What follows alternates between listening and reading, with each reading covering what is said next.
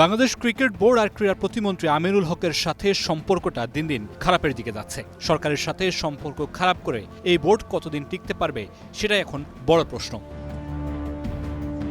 ক্লাবের অভিযোগ, জেলা ও বিভাগীয় ক্রীড়া সংগঠকদের অভিযোগ, বাংলাদেশ ক্রিকেট বোর্ডের সবশেষ নির্বাচন হয়নি নিয়ম মেনে। অভিযোগের প্রেক্ষিতে তদন্ত কমিটি গঠনের নির্দেশ দেন যুব ক্রীড়া প্রতিমন্ত্রী। এনএসসি থেকে 5 সদস্যের তদন্ত কমিটিও গঠন করা হয়। সেই কমিটি নিয়ে সরাসরি অসন্তোষ প্রকাশ করেছে বিসিবি। মেইলের মাধ্যমে জানিয়েছে উদ্বেগের কথা। সেখানেই থামেনি, বিষয়টি আইসিসির দৃষ্টিগোচর হয়েছে বলেও জানানো হয় সেই মেইলে। আরেকটু সোজাসাপটা বললে, সরকারের সাথে মুখোমুখি অবস্থানে বাংলাদেশ ক্রিকেট বোর্ড।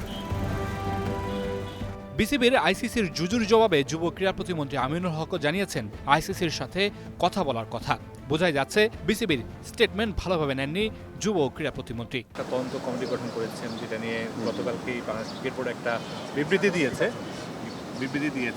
আসলে একটু মুখোমুখি অবস্থান হয়ে যাচ্ছে কিনা, বা আপনাদের পদক্ষেপটাকে একটু বিগত সরকারের সময়ে ক্রিকেট বোর্ডের নির্বাচনে যেভাবে সরকারের পক্ষ থেকে সরাসরি হস্তক্ষেপ করা হয়েছে সেটা আপনারা সকলেই জানেন, এবং সেই সময় আমি নিজেও এ বিষয়টি নিয়ে কথা বলেছি বেশ কয়েকবার। অভিযোগগুলোকে আমরা আমলে নিয়ে আমরা একটি তদন্ত কমিটি করেছি, এবং সেই তদন্ত কমিটির প্রতিবেদনের জন্য আমি অপেক্ষায় রয়েছি। সেই প্রতিবেদন আসলে সেটি যাচাই বাছাই করে এবং আমি আইসিসির সাথে কথা বলেই পরবর্তী সিদ্ধান্ত নিব। বিসিবির সবশেষ নির্বাচন নিয়ে অভিযোগের অন্ত নেই।